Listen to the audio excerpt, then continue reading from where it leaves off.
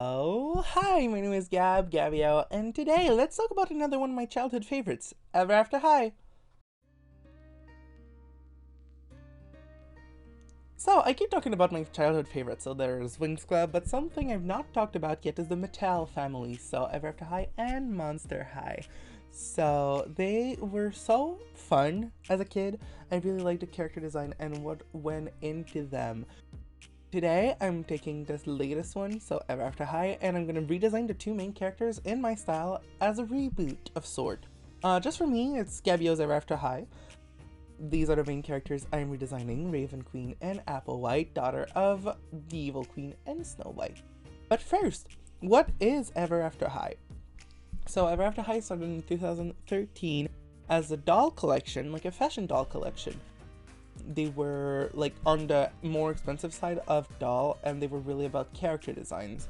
And there was this whole story that they made afterwards about are you a royal or a rebel, and that was the main plot of the show. So the main character Raven is a rebel because she doesn't want to be evil, and Apple is a royal because she wants to be a queen. So the show talks a little bit about that conflict. And there are a ton of characters that are all inspired by children of classic fairy tale people. So, as you saw, Snow White and the Evil Queen, but there are so many more that are so interesting. I thought the show went in really interesting detail about the legacy and the fear of the future, and kind of like parental heaviness, like parental dreams that you need to go with. It was really interesting. It was a really nice show, and I love the character design, and I felt like redesigning the main characters. So without further ado, let's move on and start with Applewhite. Part 1, Applewhite. So I did these character designs like I would an actual character design, so when I have a lot of time. So this is the first sketches.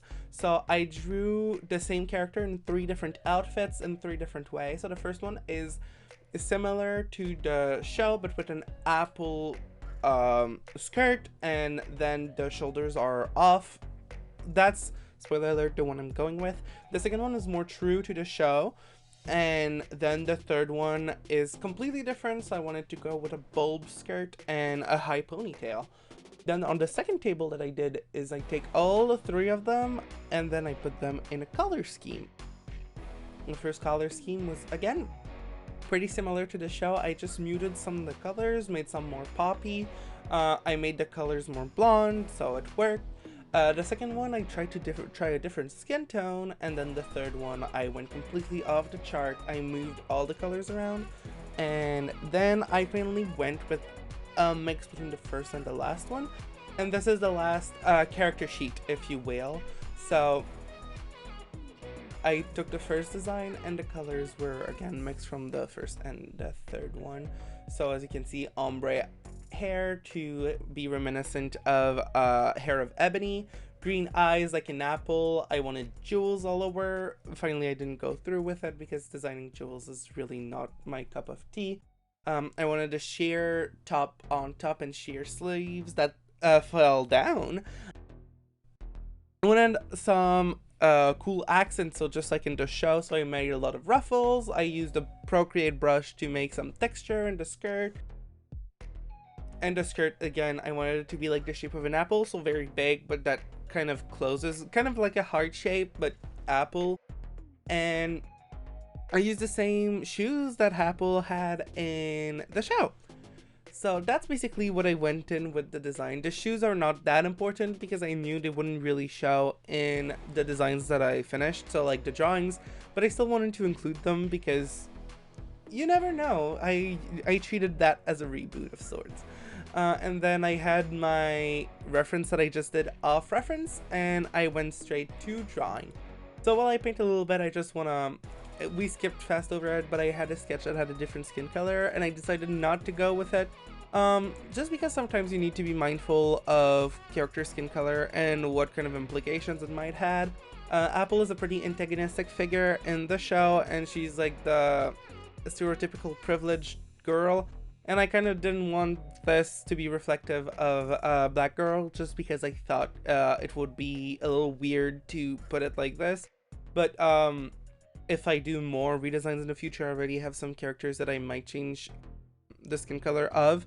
I just thought that this one was not the right one to do so. So for the drawing, I went with a lot of very bright colors, and my way of coloring this is a little different than I usually go for. Usually I really try to go with draw every part separately, just because I really like rendering. So it feels like I'm rendering more, and it feels like I spent more time on it overall. But for this one, since it's a very character design heavy drawing, I really wanted to have all the colors there to make sure that all the colors fit. Because sometimes when I draw a part of the time when I'm redesigning a character, then I have to go back and change some colors. Because for example, the skin looks green, just because the saturation around it really looks weird. So just to prevent that, I went ahead and colored everything first, and then added the accents, added the shading, like basically once for everything.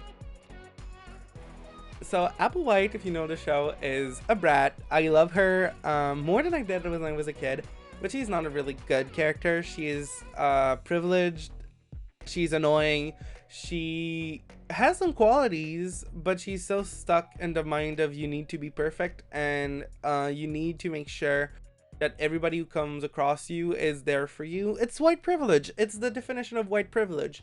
I think her character development is really interesting, specifically in Dragon games. I've not watched it in a while though, so I don't know if it still stand up, but I remember thinking it was an interesting way to portray this specific characters. For this drawing, the hair was really fun to draw. I love drawing this kind of hair that is like kind of so poofy and hard to describe. And I felt like this one was really, really fun to do, because that's exactly what Apple is. She has so much hair all the time, and I took that again because it's really important for her character, and it was really fun to render. I mean, as you can see, I did a lot. I did the most, and it was really, really fun. I'm almost done with the drawing, so yeah, this is going to be my redesign, final redesign for Apple for this time around. So from side by side, I have the final drawing and then the reference picture, so I respected it a lot.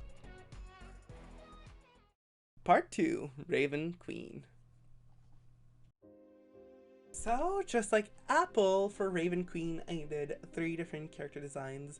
So for the first one, I went into different silhouette than she has, and went ham on her personality. So Raven Queen loves everything artistic. She likes, but she also likes school a lot, and she's a very good student. For the second one, I went more gothy with demonia boots, and then the third one was the regular outfit from the show, but just different proportions to try it out. And then again, I went in with 3 different color palettes. This is my go-to when I have to spend a lot of time on a character design. But that's not even that many iterations. That's just 3 by 3, like 9 iterations of a character design is nothing. That's just how far I go for personal projects, because lack of time, and because I'm very slow at doing these, because I spend so much time on them. The first color that I went with was the regular color from the show, just a little darker and more dramatic. Deeper purples, a little brighter prunes, just to like make it like very intense. And then for the second color that I did, I went completely off the rail. I made her skin tone a little more bronze, like tan, and then I went with bright pinks to try to break it out a little bit and maybe reference her mother more. And then for the third one, I just mixed the two. So I brightened up some of those purple, I incorporated some of those bright pinks, and I made it just like a little better. And again, the C1 is the one that I went with. It's just not the same as in the show, but I have my reasons. So this is the look I came up with. I removed the crows later on because it was too obvious, because in character design, sometimes you have to be obvious, sometimes you don't. It's pretty similar color-wise to the show. I just incorporated different things. So I made the crown of spikes. The hair color is completely the same as in the show, maybe different brightness, but similar.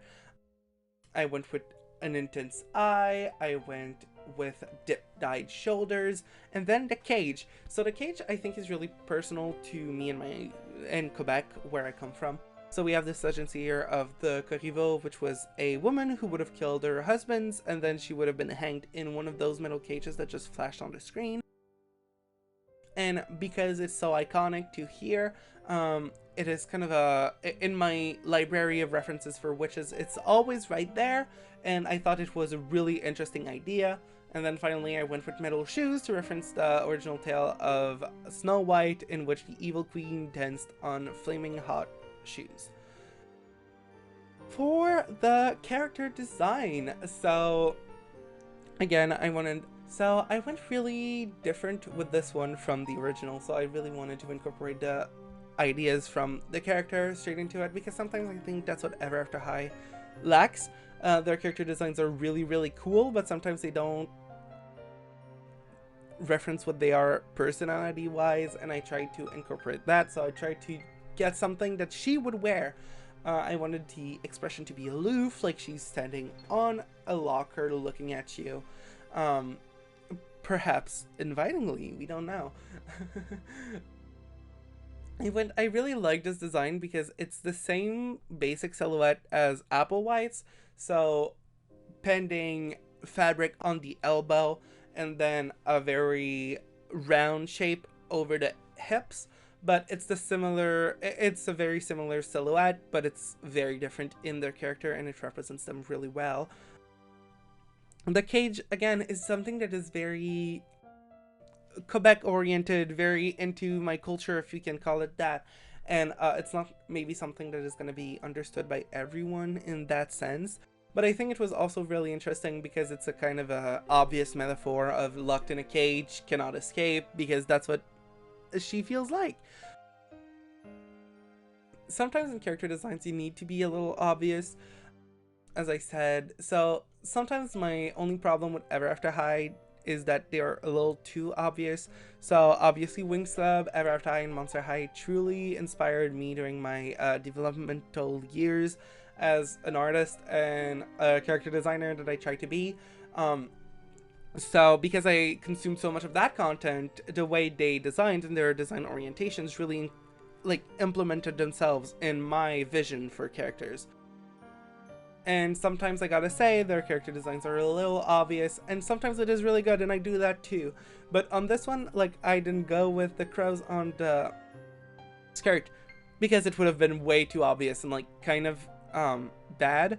But I'm not scared of kitsch designs, and I'm not scared to be too obvious, because sometimes you need to be, and it's a good thing.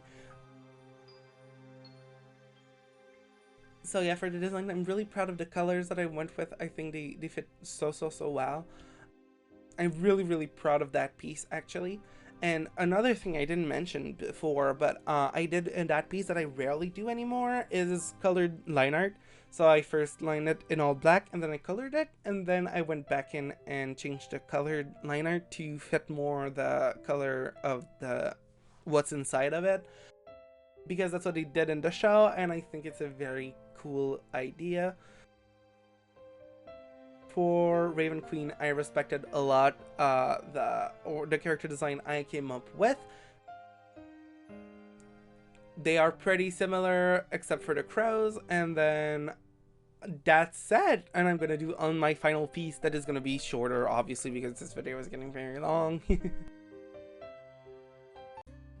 And so for the final one, I said I would do it off screen, but I changed my mind, so here's quickly. I just redesigned kind of the vibe of the main drawing, so Apple and Raven on the same screen. I think this was from Spring and Sprung, the movie that is actually probably one of the best movie, story-wise. I really like that movie, and I like the background, but I made it more simple to kind of be just the regular poster, I guess.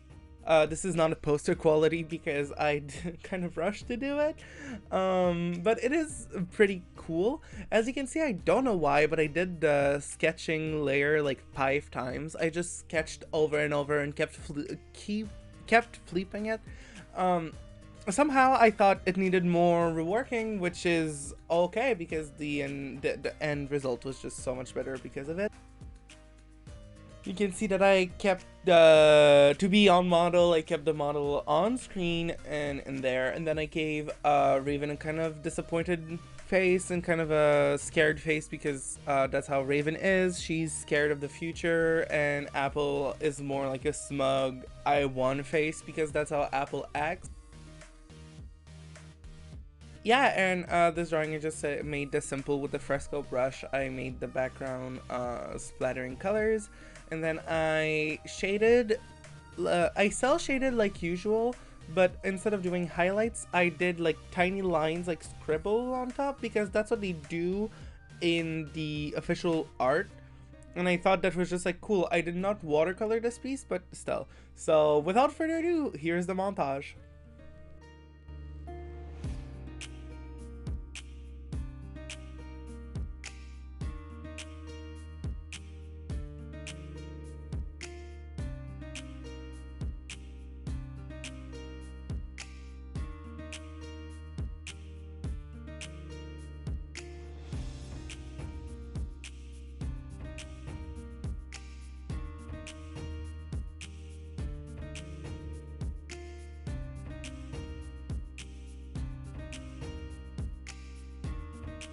Thank you for watching this. This was really fun to do. I really like character designing, and I think this scratched a very specific part of my brain that loved these kinds of designs. It was really fun. I hoped you had fun.